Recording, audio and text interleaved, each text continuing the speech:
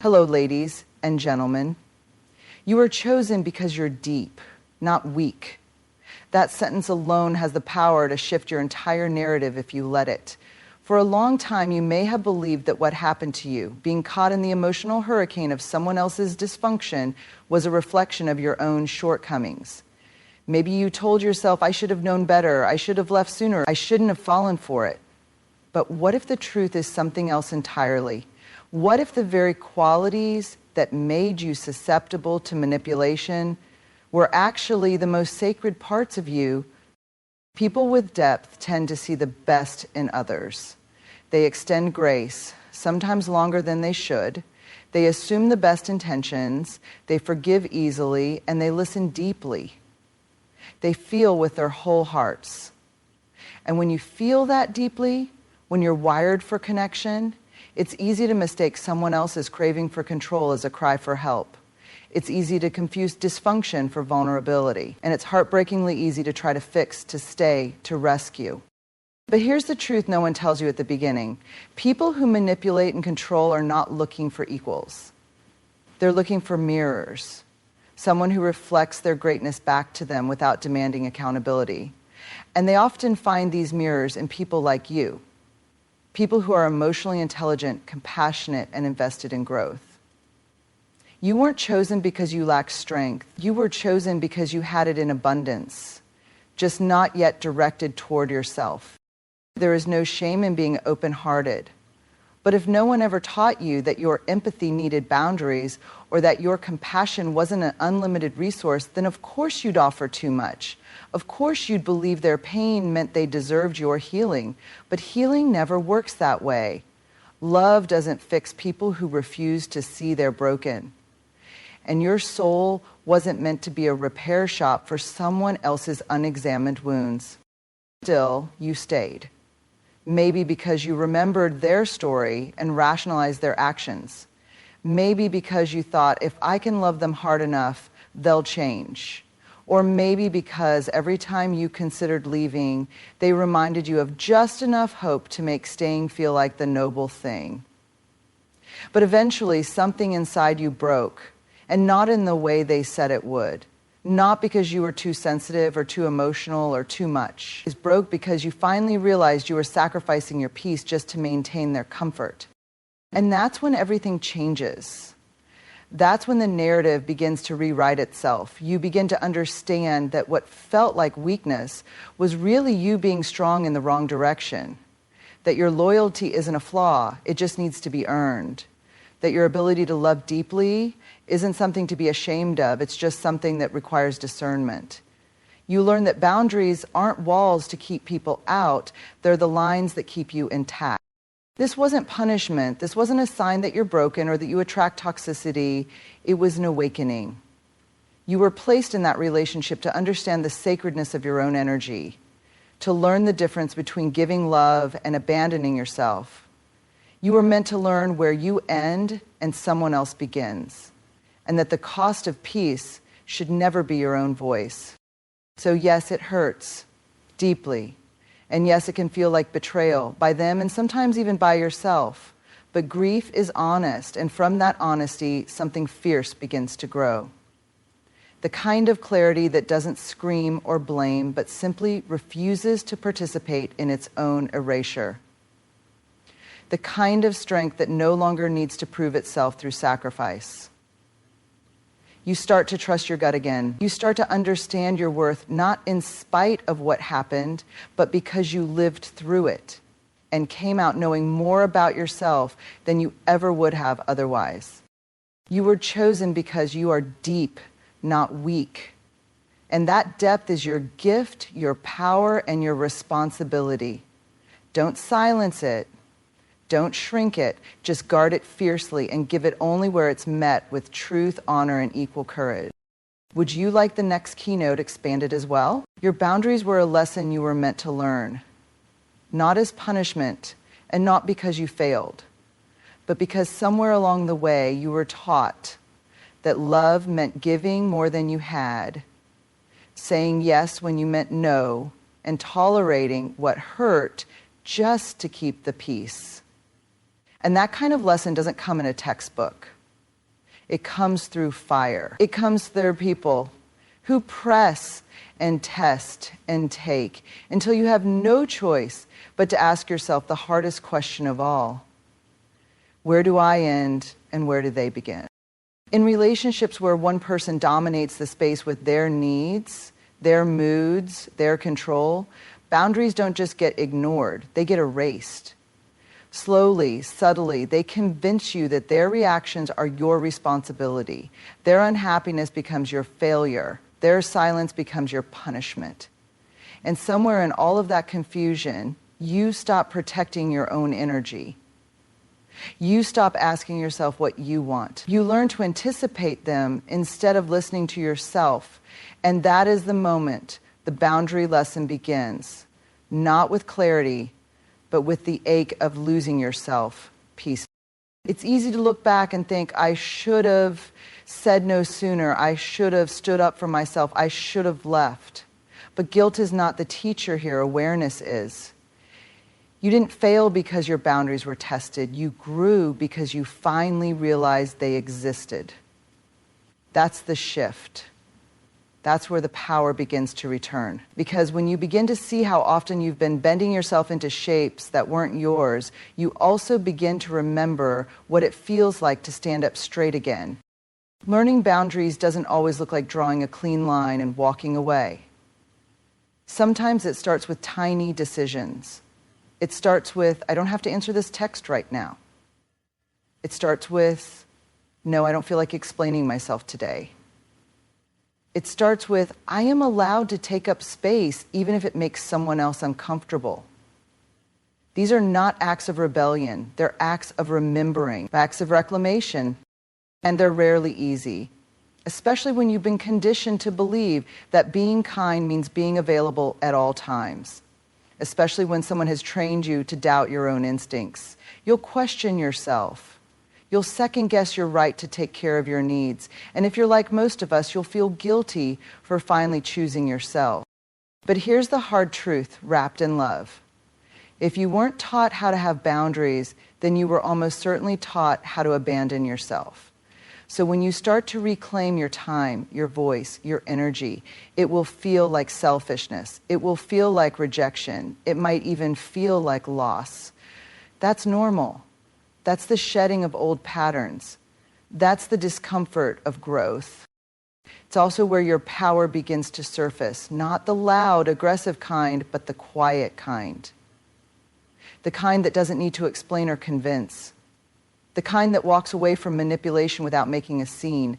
The kind that says, I am still kind, I am still loving, but I will not betray myself for your comfort anymore. Eventually something shifts inside you. You begin to recognize the difference between people who respect your boundaries and people who only respect what they can get from you. You stop seeing your sensitivity as a flaw and start seeing it as a filter, something precious that deserves protection. You begin to realize that love without boundaries is not love. It's codependence, it's performance, it's a life lived on someone else's. Another lesson, this boundary lesson, is sacred. Not because it was fair, but because it was necessary. You were meant to learn what it feels like to listen to your own voice above the noise. You were meant to learn that peace isn't the absence of conflict. It's the presence of self-respect. You were meant to learn that your worth is not negotiable, even if someone else tries to bargain with it.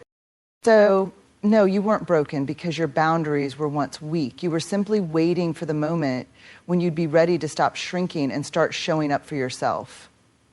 That moment came when you saw the cost of silence. And from there you began the quiet, powerful work of drawing the line not just for them, but for you. Would you like me to continue with the third keynote next? Your pain became the blueprint for your power.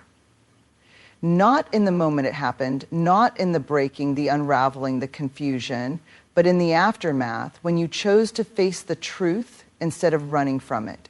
Pain has a way of stripping everything down to what's real. It peels back the performance, the pretending, the pleasing, and in its rawness, it introduces you to who you are beneath the roles you played for survival. There's a moment that comes after the storm when everything is quiet but unfamiliar. You've walked away or been left behind, or simply woken up one day and realized that nothing fits anymore. That the version of you that once tolerated the intolerable is gone. That the lies you told yourself to keep the peace don't work anymore. That your heart is tired, not just from what was done to you, but from everything you did to keep pretending you were okay. And yet here you are. Not because you ignored the pain, but because you faced it. Not because you healed overnight, but because you chose, day after painful day, not to go numb. You chose to sit with the discomfort, to examine the story, to ask the hard questions. Why did I accept that? What did I believe about myself that made that feel like love? What part of me thought I had to earn what should have been freely given? These questions are not weakness. They are a kind of bravery that most people spend their lives avoiding. Pain isn't the enemy, denial is. Pretending something didn't hurt doesn't make you strong, it makes you stuck. But you didn't stay stuck. Somewhere along the way, you stopped trying to go back to who you were before it all, because you realized that version of you was never the goal. The goal was becoming who you were always meant to be, the version of you who no longer tolerates what hurts, who no longer explains away mistreatment, who no longer minimizes her voice to keep someone else comfortable. That power didn't come from a self-help book or a perfect morning routine. It came from your own bones, from crying in parking lots and walking out of rooms you used to beg to be seen in, from waking up one morning and realizing you'd rather be alone than feel lonely in someone else's presence. Your pain laid the foundation and you built something real on top of it. There's a kind of wisdom you earn when you've been through the fire and refuse to let it harden you. That's the difference.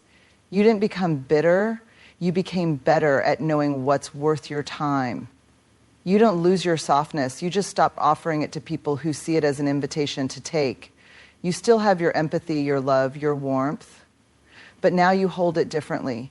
You don't hand it out as proof of your worth. You offer it from a place of knowing who you are. And that's the blueprint. That's what makes your power different. It isn't loud, it doesn't demand attention, it simply exists, grounded in truth and self-trust. People feel it when you walk into a room. It's in the way you say no without guilt. It's in the way you don't chase validation anymore. It's in the way you no longer shape-shift to be loved. None of this happened because someone saved you. It happened because you saved yourself. Because you got tired of betraying your own soul, because the pain finally became louder than your fear, and instead of running from it, you leaned in. You looked your story in the eye and said, "You don't own me anymore." You see, power born from pain doesn't need permission. It doesn't need applause. It doesn't even need to be understood. It simply is. It becomes the quiet compass that guides you, the inner voice that says, never again. Not in bitterness, but in clarity. Not in revenge, but in resilience. You didn't just survive, you transformed. And that transformation, that blueprint of lessons etched in every scar, becomes something you carry into the rest of your life. It's how you teach others what love is supposed to feel like. It's how you raise the standard for every space you enter. It's how you become the kind of person who refuses to let pain go to waste. Would you like the final keynote expanded next? You were meant to interrupt the pattern. That's not just a comforting idea. It's the truth hiding behind the chaos you lived through. When you found yourself in that relationship, in that painful dynamic that pulled you so far from yourself, it wasn't random, it wasn't fate punishing you or the universe playing some cruel trick. It was an invitation, not to suffer, but to see. Not to stay, but to wake up. You were placed in that space so you could notice what no one else wanted to name. So you could feel the ache of what has been repeated for far too long and then make a different choice. Patterns run deep. They live in families, in cultures, in unspoken rules. Sometimes they show up as silence. Sometimes they show up as control, as manipulation dressed as love, or as loyalty that comes with a price. You might have watched it play out before, maybe in your parents, your grandparents, or the people you trusted when you were too young to know better. You might have internalized it, believing that love always comes with a condition, that care is something you have to earn, or that your needs are always too much. But then it happened to you, and everything got loud. That pain you couldn't explain, that tension between what you felt and what you were told, that inner voice that kept whispering, this isn't right. That was your signal. That was your moment of recognition, the place where the pattern became visible. And while it may have felt like the lowest point, it was also your point of power. Because you saw it, you felt it. And once you see it, you can't unsee it. That's where disruption begins. You weren't meant to play along. You were meant to pause the cycle, to look at the story you inherited or absorbed and ask the question no one else dared to. Is this what love really looks like? Is this what I want to pass on? That question is revolutionary. It doesn't just shift your life, it shifts every life that comes after yours. It's legacy work. And legacy work doesn't start in comfort. It starts in courage. Interrupting a pattern is lonely sometimes, because the moment you stop playing your old role, pleaser, fixer, silent observer, you'll feel resistance. People who benefited from the old version of you won't always celebrate your growth. That's okay. Let them be uncomfortable. Let the silence stretch. Let the space widen. Because the pattern is losing power, and that loss will echo before it settles. And as hard as it is, as isolating as it can feel, you're not alone. The truth is, many people live inside these loops for years, decades, never realizing they have a choice. You had a choice. And even if you didn't feel like you made it consciously at first, your spirit did. You pulled away, you spoke up, you left, or you drew the line, or you finally said the thing no one wanted to say. That was you interrupting what was never meant to continue through you. And it doesn't stop with just leaving or cutting someone off. Interrupting the pattern means healing what it left behind. It means facing your triggers, reworking your beliefs, and relearning what safe, mutual, respectful connection feels like. It's not glamorous work. It's often messy and exhausting and unacknowledged. But every time you choose awareness over autopilot, compassion over compliance, or truth over silence, you're doing the work. You're laying down a new path. And this new path, it doesn't just serve you, it teaches your friends, your children, your community what's possible.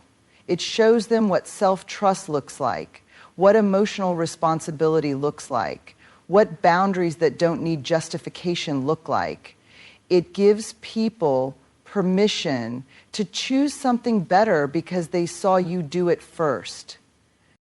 So no, this isn't just your story. It's bigger than that. You are the turning point. You are the moment the old way ends and something new begins. That's not a burden. It's a calling.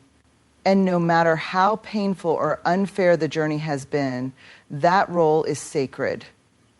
You didn't ask for the wound, but you chose the healing. And in that choice, you became the interruption the world needed.